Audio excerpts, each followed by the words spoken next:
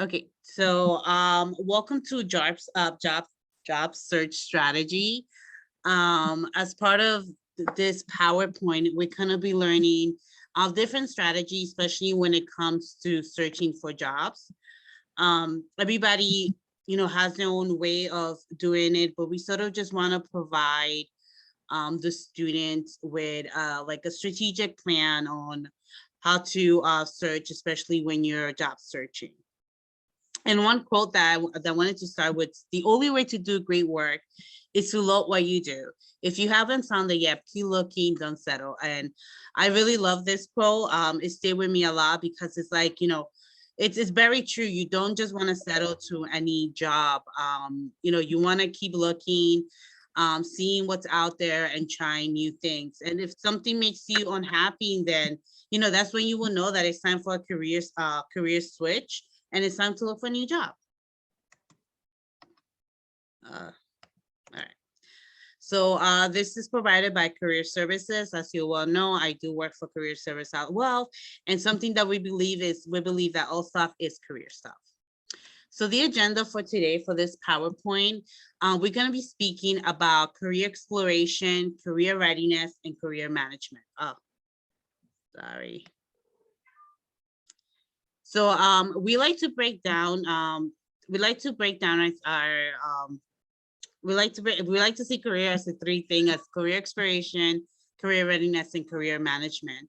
And part of the reason why we see this thing, it's because we believe that everyone is either in one of these stages, whether you are at the moment exploring what sort of career is it that you want to do, or you're ready to apply for a job in career readiness, or you're planning for your either retirement, or you're learning about what sort of competency you want to do, or if you feel like you may need to go back and get more education.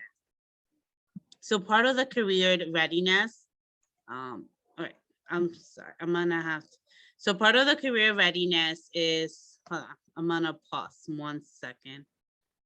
Just give me one moment because I'm having some issue. The PowerPoint is going like,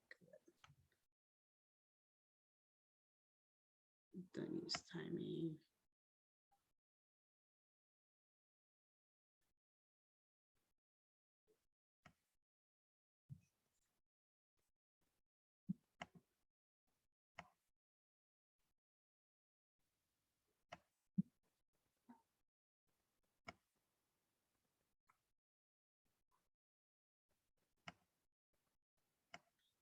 All right, sorry, ladies. Give me 1 second. I'm having some technical issues. All right. Okay, there you go. So part of the career exploration, it's doing self-assessment. So what does that mean? So during the self-assessment and career exploration, you want to find out what makes you you. You want to look into your interests. What things is it that you're interested in? What sort of skills is it that you have? Like, what are you bringing to the table? Knowing what your strengths are. So all these are part of like what's valuable and what makes you you. Then you want to think about your needs when you're going to start job searching. So you want to think about, are you looking for a job for because you need money? I mean, obviously we all are, but at times, you might be looking for a job just to get the experience. Or are you looking for a job because you need certain type of benefits, whether like, hey, I need a job to get like medical insurance and all that. And sometimes the people do. So you want to think about what is it that you need. Think about the type of experience. And what I mean by that is like, do you need a job at the moment, like an internship job, just to gain some experience that's going to take it to the next level? You also want to know what are your deal breaker and must have. So are you looking for a job that if a job doesn't work with your schedule, like doesn't have flexibility, is that a deal breaker? If a job it's, working nighttime, is that something that you're looking for? So you want to think about what are your must have. Are you looking for a job that specifically, that works within your schedule, within your school schedule, a job that's going to pay you a certain paid rate, a job that's gonna have benefits, or like maybe you don't need the benefits, so that's not a must-have. But when you're doing your job, so you want to think about these sort of things, as well as you want to think about what resources, like, so either what resources you have and what resources you need. So you definitely need a support network. So what we mean by support network is either having a resource from like your family, a friend, people who are able to connect you with other jobs, or even like any colleagues or past employers that may know somebody and able to connect you with that, like networking. You also want to think about the resources as transportation. So if at the moment you don't have a card, what kind of jobs are you looking for? Are you going to be looking for jobs that are local, nearby you? A job, like how far distance can you go if you do have to take the bus? Or this, or if you have to go into the city, like it's how much is it gonna cost you? So all these like little things is stuff to think about when you searching, as well as professional attire. I remember when I had to work at a specific job, and all my attire were mostly like casual, and then I had to go into more professional, like business, just business professional, and so I had to change my attire. So I had to buy more like pants, which they cost a little bit more money. I had to buy blazers, jacket. So thinking about, if you look into those jobs, what is it that you have to wear? What's the what what's the culture like when it comes to like dressing? Like, do you have to invest money in that? So these are as well like resources to think about. We put a little, like, if you want to assess yourself, you could do it through the Focus 2 career, which I'm pretty sure that most of you have done it in your CSS class. But if you haven't, you could go in there and assess your skills and look over any like interests or any strengths that you align more with the job that you're looking for.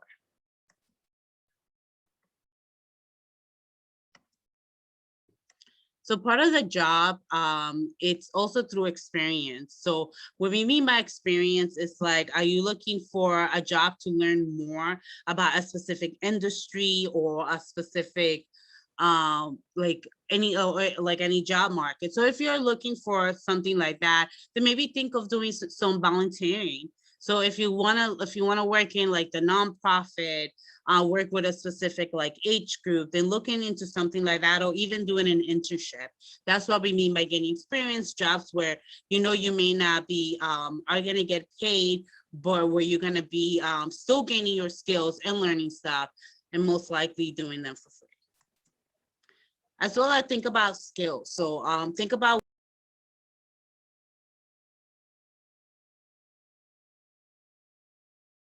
Sorry, I lost connection. Oh man. All right. Are you guys still here with me? Yes, I'm here. Okay. I apologize about that. Oh man. This is what happens. All right.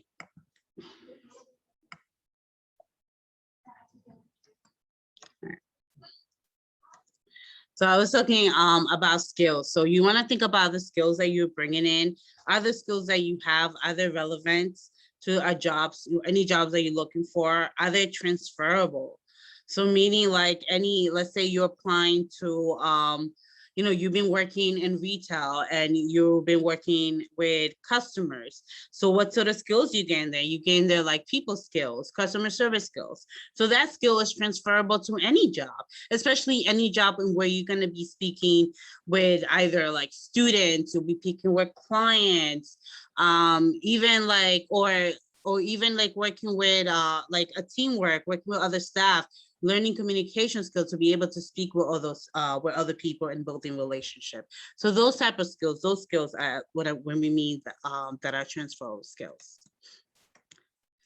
Then as well, you want to think about, academic. What sort of degree is it that you need?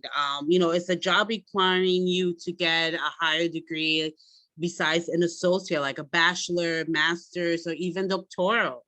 Do you need any certification for a specific job? Let's say you want to you want to get a summer job and you want to get into like lifeguard, so you may need a certification, you may need a CPR certification. So then looking into that, like, okay, how much do I have to pay for that? How long does these certification expire? Where can I get these? Thinking as well as being part of any professional affiliation. So do you need to get like a specific license for certain things? Let's say you're getting a job and you want to get a job into security, you need specific license for this. And especially like if you want to get a job, let's say in New York City, you may need a license for New York City, like security, and which is completely different than the one from Jersey. Being part of membership as well, professional memberships. These are very good to get in, especially depending what sort of industry you get in. Most likely every single industry has a professional affiliation or membership program that you can get into.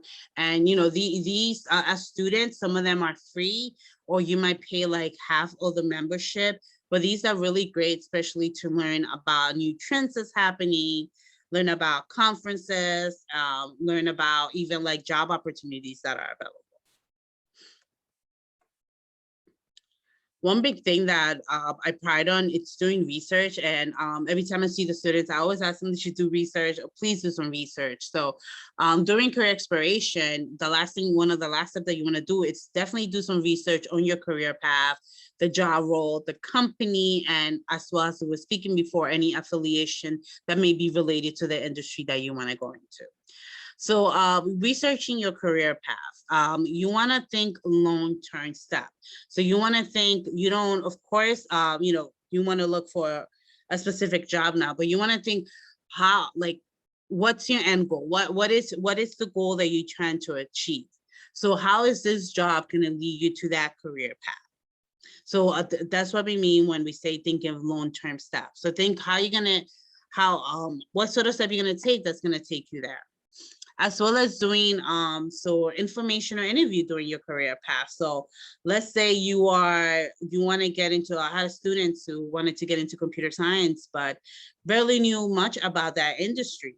So one thing that advice to do is like, hey, why don't you reach out to a professor who has done some computer science, who has some already experience. So part of that information interview is interviewing the person and asking them questions that's relatable to that. We do have we have a YouTube video on information interview PowerPoint that you can as well watch. Another thing, when you're researching your career path, you want to think about job shadowing. This is not very common, but it's something that if you reach out to a company and you express your interest of you wanting to work in that specific field, you can do some job shadowing for the day, and you could follow the person around. They'll let you know the responsibility, the daily tasks. Maybe you'll see if that's something that interests you and something that you want to keep doing. So it's all about, researching and knowing your career path and what you want to take. The next thing that you want to research is definitely the job role. So whatever job you're going to, wherever you're applying to work in something that may not be relatable to what you're doing, you definitely always want to do the research. So you could research by reading the job description or the overview of the job, see what little thing stands out. Look at the skills and the experiences that are requirement. At times, sometimes a certain job might ask for, preferred bachelor's degree, but if you have an associate and you're coming in with experience, that experience can count for that bachelor's degree. So never tell yourself, oh, I'm not going to apply to that job because I don't qualify. You never know if you do. You never know till you try. So if it's a job that you see, you like the description, you like the company, I always say apply to it no matter what. As well as look at the education requirement. As I was saying, if you have an associate degree and they're asking preferable for bachelor, but you have some experience, if that experience could cover the bachelor's degree, then you're set. You're set for the job. All you need to do is just apply. Part of the research is researching the company as well, learning about their cultures and values. Especially this is very important because what if like you learn about the company and they stand for something else and what you stand for, and it may not be something that you don't want to work for. Especially you could do that by reading their vision and mission. So if for some reason, you know, you're working for a company and you're all about the environment and this company is sort of against it, it makes you want to think like, do you want to work for that company? Is that the place that you see yourself? So it's always good to research this. You know, this is something that perhaps you might do once you are looking into your professional jobs. It's definitely always good to know what the company stands for. You could also do this through employees review. I know like Glassdoor, Indeed at time, it tells you like there are reviews by employees.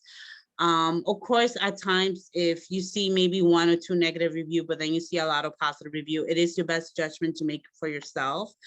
To take to see if you still want to continue or even apply for that company. But it just gives you some sort of idea of, you know, the whole, what the company stands for by doing like the research on companies.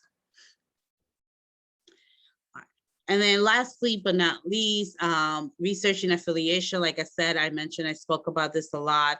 Any field that you're going to, you know, it definitely is gonna have any affiliation, whether small business.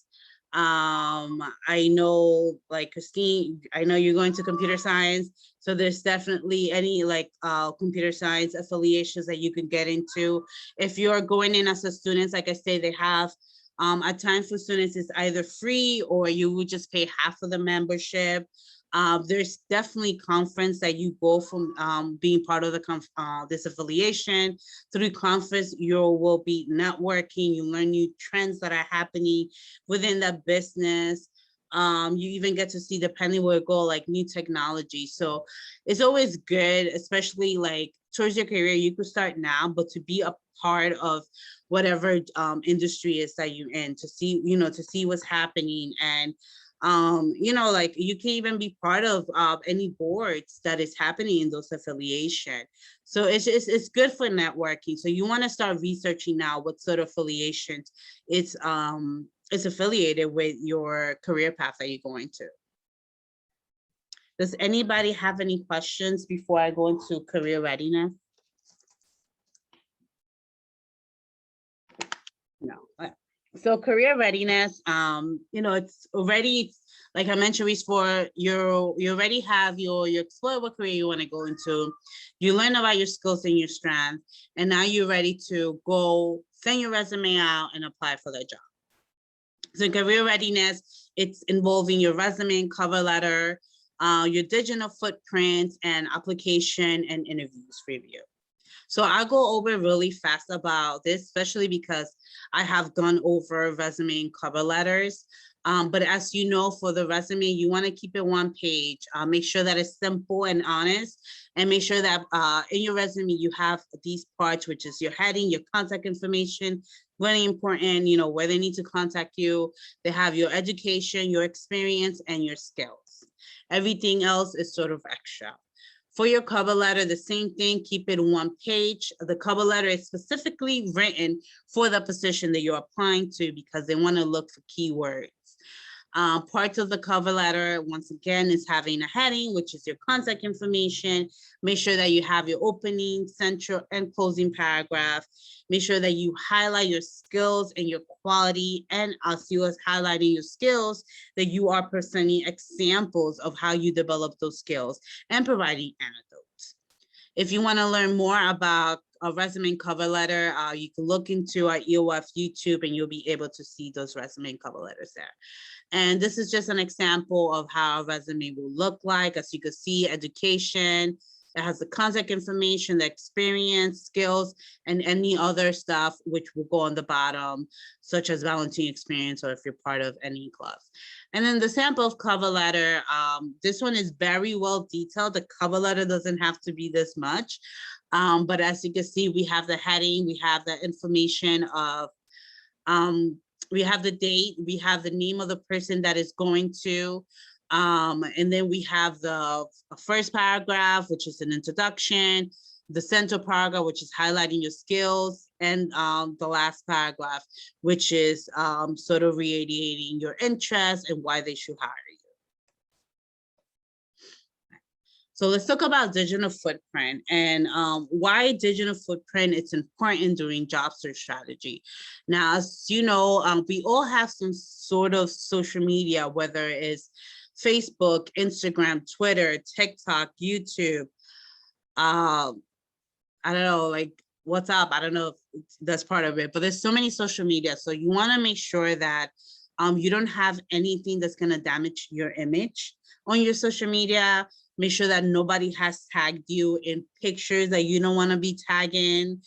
You know, like I said, everything comes back. You guys see it every day, wherever it's part of anyone. Like if you do anything, people would catch you and use social media and they would try, you know, to get you, and you could lose your job and lose your image. So make sure that, you know, when you are ready and set and you're applying to jobs, that you don't have anything, your social media page that's going to damage your persona, is going to damage like who you are. So, you know, look over, make sure you're not tagging any pictures that you're being intoxicated, you're not showing anything that's inappropriate. So it's very important that you look over this. Google yourself. I don't know. I like, by raising my hand, have any of you guys Google yourself before? I know I have. Yeah. Well, so you want to Google yourself. You want to make sure that nothing comes up. I know at times, like with my name, there's so many Maria Tejada, like it's very hard for you to dig in deep to find information on me. But if you have like, you know, such a unique name, you know, it could be easy to find you. So make sure that you Google yourself and nothing bad is affiliated with you or your name. As well with your LinkedIn profile, make sure that you have a LinkedIn profile. It is said that at least like 67%, it might be a little higher, of employers look for, not even look for, hires. They actually hires employees that have a LinkedIn profile. So if you don't have a LinkedIn profile, I cannot express it enough how important it is for you to have one and get a LinkedIn profile. If you need help, please reach out to me, reach out to Career Service. We're here to help with that. And then voice message. Make sure that you set up your voice message and that it's professional. I know we don't use that now, but a job, like when they reach out to you and you don't have a reach back, they will call you and leave a voicemail. So just make sure that, you know, you set up one, especially at least like while you're doing your job search. You don't have to have it there, but, you know, something that's nice, warm, and welcome, so they know, you know, who you are. So now we're going to, you know, you already have your resume, your cover letter, you check your social media, make sure there's nothing there of you that's inappropriate, and now you're ready to apply for jobs. So it's like, okay, where do I apply? So places to search, you also want to start with job boards. Job boards include Indeed, Glassdoor, even Google Alerts. This depending where you're applying for, there's different. LinkedIn, you can apply to LinkedIn. They have jobs there that you can apply to. So you want to search all those job boards and set up job alerts as well. If you set up job alerts, you'll definitely get an email letting you know if a job in a specific field that you're interested has opened. So that's always very important to do.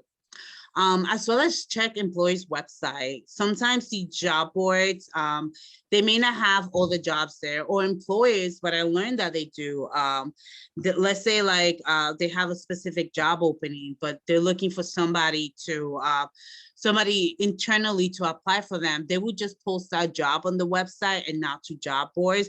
But that doesn't mean you could still apply to those jobs. And if for some reason it doesn't work out with the internal employer, that job interview can go to you. So make sure that you always check the employer's website. You could go to job fair. I know now, of course, during COVID, it's been very hard to manage job fairs, but there is virtual career fair. So you could go there, see what's out there. And even if you're not, you know, there's nothing there that interests you, sometimes what's good about job fair, they do like interviews right there. So it's a great way for you to practice like interviewing. Professional association, as I spoke before, if you are a part of any affiliations that's within your job field. They do post jobs there as well, so you could check to see what jobs are being open. And then last thing is networking. That's one of the best way to find a job, word of mouth, letting people know like, hey, I'm in the market, I'm looking, this is what I'm looking for. Let me know if you see something, shout it out to a friend, spread it out. So the networking is definitely a thing that is still on. And I gotta say, most of the jobs that are filled are by a person who actually who refer them to that job. So like, ask people, if you're looking for a job, ask around and network with your friends, family, colleagues, faculty, staff. Let them know I'm looking for something. Keep me in your mind. Now, when you're applying for a job, you want to be organized as well. So if you can, make sure that you keep a log of what jobs you're applying to. Right now, I'm in the job searching. So I am sending my resume out there to multiple jobs. And I forget at times, like, oh my God, what job did I apply for? So what I do is I have a little notebook and I write down like what jobs that I applied to, just so I can remember myself. Who do I apply? Especially if somebody call me, I'd be like, oh, wait, what did I do? What? I don't remember, make sure that you have, this is optional, but make sure you have like a separate email, and an email where a lot of, where that is just for jobs. So, if anything, you could set up a new email, through Gmail, Yahoo, Outlook, anything, it's free. You can set up a new one. So only jobs that you're applying to, the information goes there and the emails get there. Because at times, like, and I took from experience, I get a lot of junk emails to my emails, and I can get like jobs that are being sent to me get lost through there. So make sure that you have it organized. And then set goals and timeline. So, one goal is like, okay, for the week, I'm gonna look at this company, look at different job board, and I'm gonna see what they have. I'm gonna send my application to at least 5 jobs. This is like my goal, what I want, and this is like the time that this is where I want to do it. So by having some set goals and timelines, it's give you some sort of organization, and you'll be able to see actually what's out there, because when you are applying to jobs, it can get a little bit of it does feel a little bit of sort of, I guess, like, I don't want to use depressing, and you might lose hope, you don't feel motivated. But if you set goals and timeline to check from time to time and send your application, and you get that momentum, that optimistic to keep going. Any questions so far about applying to jobs? Are you ladies still with me? At least you could give me a thumbs up to know if you guys are still here with me. Thank you, Jennifer. Thank you, Christine. All right. So part of applying to jobs is to, and we want you to remember to avoid job scans. And it's definitely out there. Before this, I used to work for a bank, and trust me, like, I used to get a lot of people, especially young people, that would come in, and they were getting scammed. They same story they would tell me. I found this job, even on Indeed. Sometimes it's very hard for them to scan these jobs and know if these jobs are real. So they will they apply for the job tell them, hey, we're gonna pay you, here's the paycheck, send them the paycheck, this is what you gotta do, put the paycheck in your bank, and then take this amount.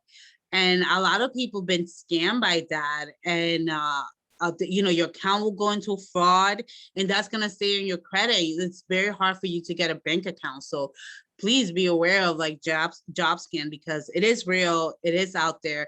If a job is offering you money before you even start doing anything or working, it's a scam. Like, there's no way around that job is a scam. Like, no job will pay you first before you even do the job. And at times we're desperate, and that's what they do. They feed on people who are desperate and desperate on time. But just be aware of these warning signs.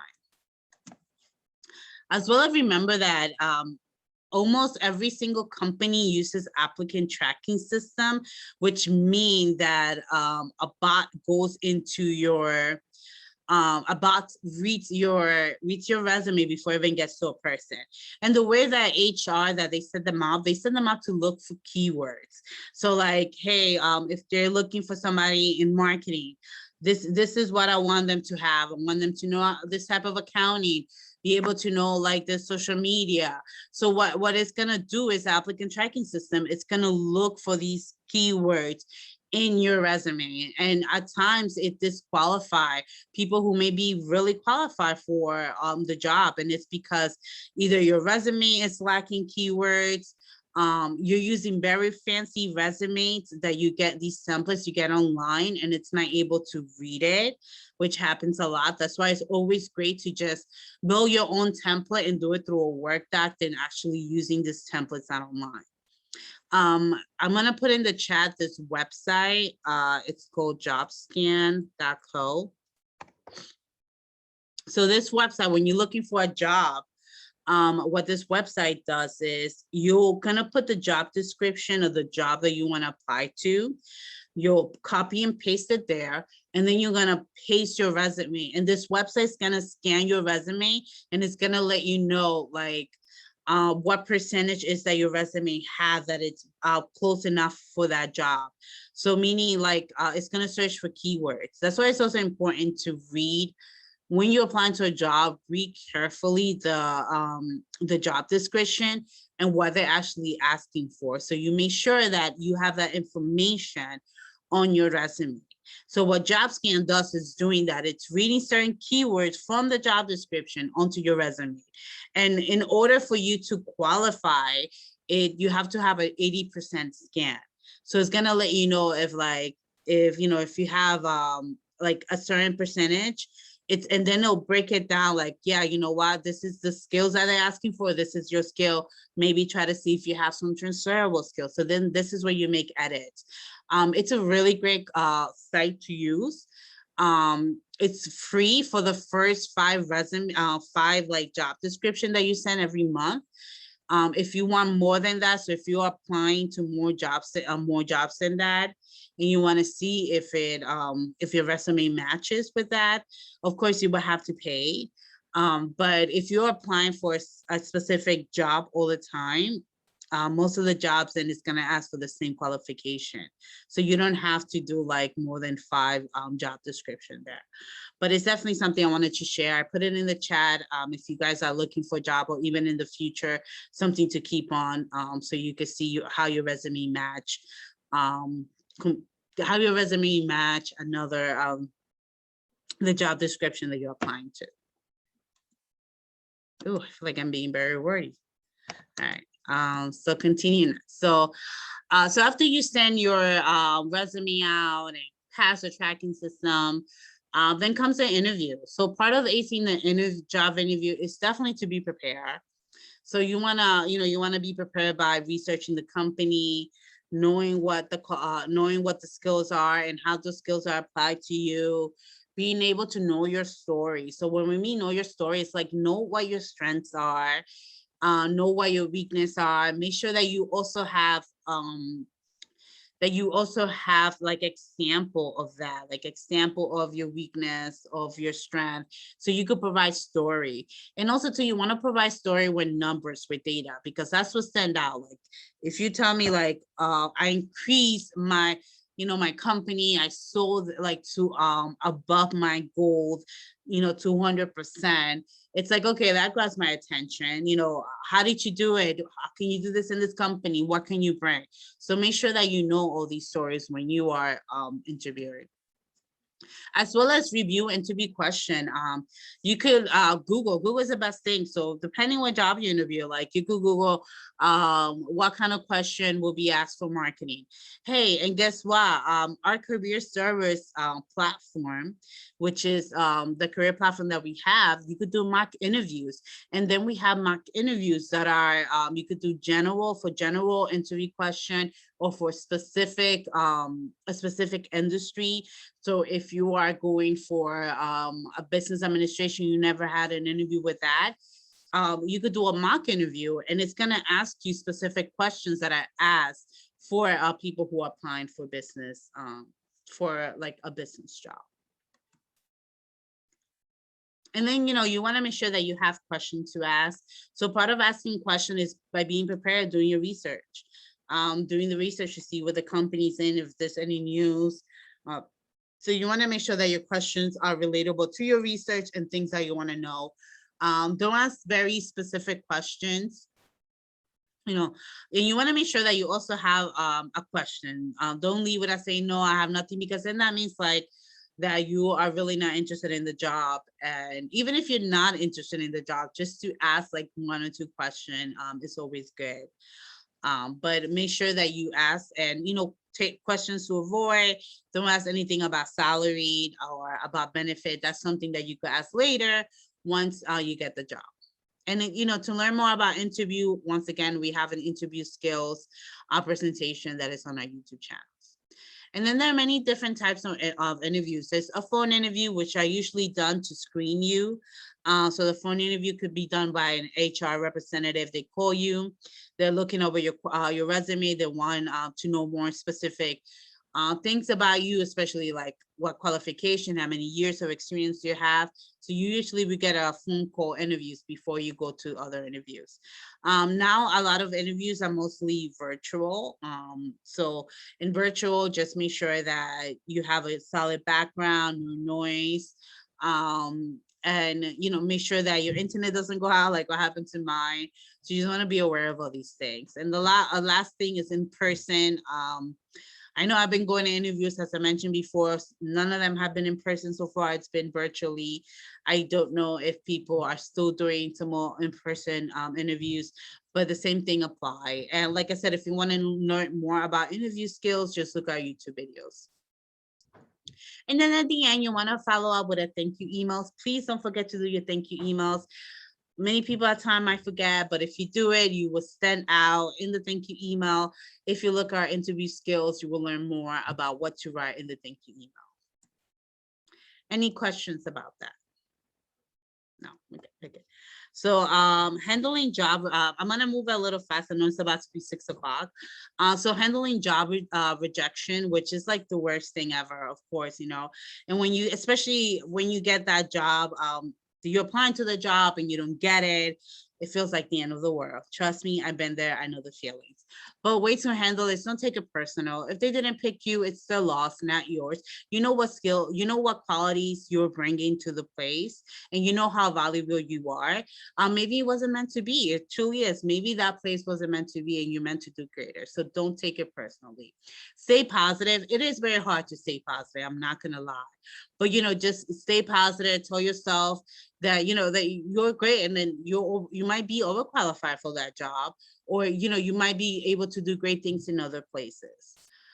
Focus on your strengths, focus on the strengths that you bring in to the job, and review them if you have to, so you could stay positive and keep that positive state of mind. You could also review your resume and cover letter. Maybe you sent maybe did something that wasn't there, or you may want to add something to your cover letter that you didn't add. Maybe you want to change the different skills that you acquired on your cover letters. But there's little things that you can do, and maintain that momentum. So maintain that momentum of keep going to job interviews, because you will get it, and you eventually will find it. But at least it's practice, though. One thing I learned, like, you might reject me and I might not get this, but it's practice me to be better on my next job interview. Now, once you get the job offer, they will ask you for references. I mean, usually there's 2 ways. So they usually ask you this before you're applying. Certain job will ask you for reference. Other jobs might ask you after like the interviews to please send a list of references. So make sure that you send a list of people who are professionally and people who have supervised you. Negotiation, usually certain jobs, they might ask you right there. They might even ask you to put on the cover letter. If you do get to put it on the cover letter, make sure that it's the last sentence of the middle paragraph. If you're not quite sure how much how much you should be getting paid, do your research. Research how much this specific job gets paid. research what are you bringing to the table? Are you bringing many years of experience? If you still feel a little bit uncomfortable, do like a range. Like if you feel like, okay, I think I deserve to get paid around 50K, but this job, it's offering, this job, it's like 47, then you could, you could get sort of like a range, like from 47 to 50K, at least we'll meet in the middle. Make sure that, if you're gonna accept the job, you accept it, you said thank you, and make sure you give your 2-week notice to your previous job. If you're not gonna take the job, let them know. I know when I was younger and I would go for a job interview, I admitted they'll give me the job and I would have been like, I wouldn't even like call send a rejection offer because you feel guilty, like, oh my God, like, you're saying down. But no, it's okay. Let them know you're gonna reject the offer. You're gonna go. You found something better, and then you celebrate. You got the job. Who celebrates? Time for you. You did it. You're there. You made it. And now it's time for you to continue on. So the last thing that we're going to talk about is career management. In career management, we talk about competency development, continue your career, and financial management. Now, the process, we like to say the process never ends because it's always a continuous cycling. Like I mentioned before, career exploration, career readiness, you're always going to be some point in your life in one of those 3 stages, but it's how you handle it and how you continue on. And as soon as like you do your research and continue your assessment, you will find out what is it that you really want. With competency development, you want to make sure that you develop more your skills with it when it's like either teamwork skills. If you're not a good person that works for others, it's like, okay, how can I develop this more? How open can I be? With communication, if you're in a job where you're going to be writing a lot of emails and communicating with others, make sure that you have, email etiquette and that you know how to send proper emails. As well, like any jobs that either provides like problem solving or judgment, make sure that you are, developing this competency as you go in the workplace or even, as you continue within your career. Continuing career, maybe you want to continue, a specific job that you in once you're already in the professional and you see, in order for you to go to the next step for an advancement, you may need more education. So you start thinking, hey, do I have to go get a master's? Do I have to continue my doctoral? So these are different things that you start continuing, or, maybe do I have to, if you're not getting any advancement of this job, or you feel like you're stuck, you're not going nowhere, you may need a new job, or do you need to go into a leadership job? Going into like management. So these are part of like continuing your career and things that you're gonna go through, when you go into your field. And even, I don't know if you probably already been through, but these are things like, that's how we said process events, things that is always a cycle in your life. And then financial management. You want to think about sort of lifestyle you want to live. Are you the type of person that you want to take more vacation? You want to take more time off? Then you want to think of, what job is going to provide that. Now, obviously, like if you're going into like nursing or like medical or fields where it's very heavy, intense, and it's very hard for you to get, vacation time or traveling time, then you start you maybe want to think about other stuff that you want to do. But when it comes to job searching and job security and knowing what you want to do, and you want to think about that, think about what sort of life you want to live. And then you want to think about your safety, your security. When we mean by that, it's like, thinking about money, thinking about, a job that that's going to provide you safety, that's always going to be there. That's not going to go nowhere, and it's going to provide you security as well, even when you like retired. Think about thinking about retirement, thinking about saving now. Just think about one way to think about it. The way I think, it's like, okay, how much do I spend now? So it's like in an average of year, this is how much I spend. So then you want to think about, okay, retirement, you want to have more than that amount. So like if myself, like without work, I spend, at least like 20,000 a year. I know it's a lot of money, but think about like retirement when you're not gonna be working. You want to make sure that you have money saved, that you are in a job that's gonna provide you, pension, which is a little hard to get, but at least, or maybe provide you with your 401k.